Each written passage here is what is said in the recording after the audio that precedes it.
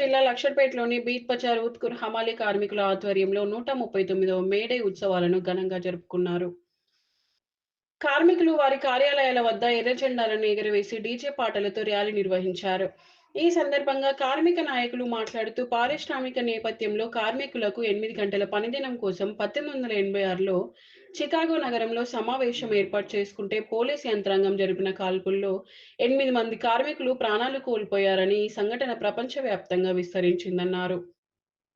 దీంతో మే 1న కార్మికుల దినోత్సవం ప్రపంచవ్యాప్తంగా నిర్వహించాలని అంతర్జాతీయ కార్మిక సంస్థ నిర్ణయించిందని తెలిపారు. ప్రపంచవ్యాప్తంగా జరుగుతున్న కార్మిక వర్గం పండుగ మే డే విజయవంతంగా జరుగుతుందని, కార్మిక రాజ్యం వచ్చినప్పుడే కార్మికులకు పూర్తి హక్కులను రక్షించుకోగలుగుతామని, పటిష్టంగా అమలు జరుగుతాయని తెలిపారు.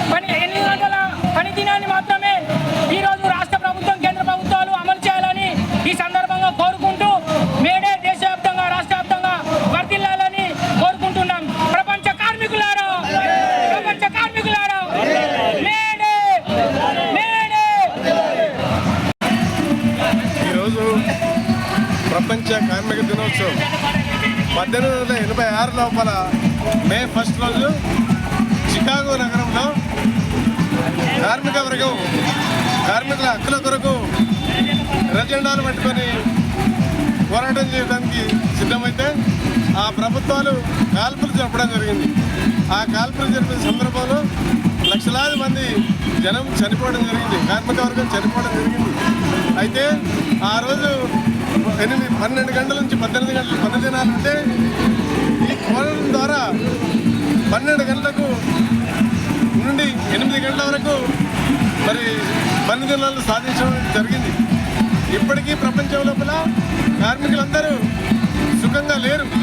ఇవల్ల దేశం లోపల 29 చట్టాలు ఉంటే ఆ చట్టాలన్నింటినీ 15 చట్టాలకు కుదించడం జరిగింది. 15 చట్టాలకు కుదించిన తర్వాత ఈ 15 చట్టాలను కూడా కుదించి 4 లేబర్ లాస్ ప్రవేశపెట్టడం జరిగింది. ఈ 4 లేబర్ లాస్ అనేటువంటివి కార్మిక వర్గానికి వ్యతిరేకమైనటువంటి, కార్మిక వర్గం యొక్క బతుకులను నాశనం చేసేటువంటివి. పరిశ్రమలో పనిచేసే కార్మికులు కానివ్వండి, సంఘటిత కార్మికులు కానివ్వండి, వ్యవసాయ రంగంలో పనిచేసే కార్మికులు కానివ్వండి, అసంఘటిత కార్మికులు కానివ్వండి, వాళ్ళకున్న హక్కుల చట్టాలన్నీ కూడా చట్టాల లోపల ఏ చట్టం కూడా వాళ్ళకు రక్షణ ఇవ్వకుండా ఉండేటువంటి చట్టాలు, వాటిని రద్దు చేయాలని దేశవ్యాప్తంగా ఉన్నటువంటి లెఫ్ట్ ఆర్గనైజేషన్స్ కానివ్వండి, తెరజెండా పార్టీలు కానివ్వండి, అన్నీ కూడా ఏకమై ఇవల్ల పోరాటాలు చేస్తున్నాయి. ఈ 4 లేబర్ చట్టాలను రద్దు చేసి కార్మిక వర్గాన్ని రక్షించాలని చెప్పేసి పోరాటం కొనసాగుతున్నవి.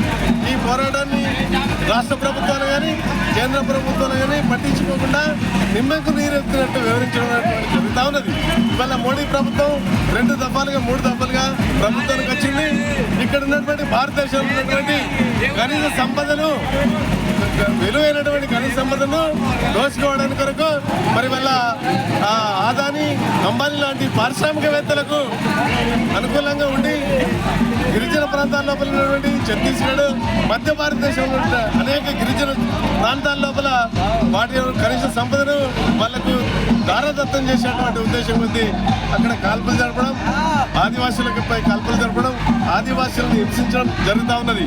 వీటన్నింటి వీళ్ళ కార్మిక లోకం ఖండించాల్సినటువంటి అవసరం ఉన్నది.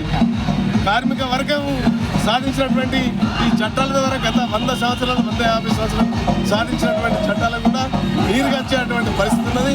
ఆ చట్టాలను రక్షించుకోవాల్సిన అవసరం కార్మిక వర్గం అంతా ఏకతాటిపై వచ్చి ఉమ్మడి ఉద్యమాల ద్వారానే కార్మికుల సమస్యలు పరిష్కరించడం వల్లని కోరుతున్నాం.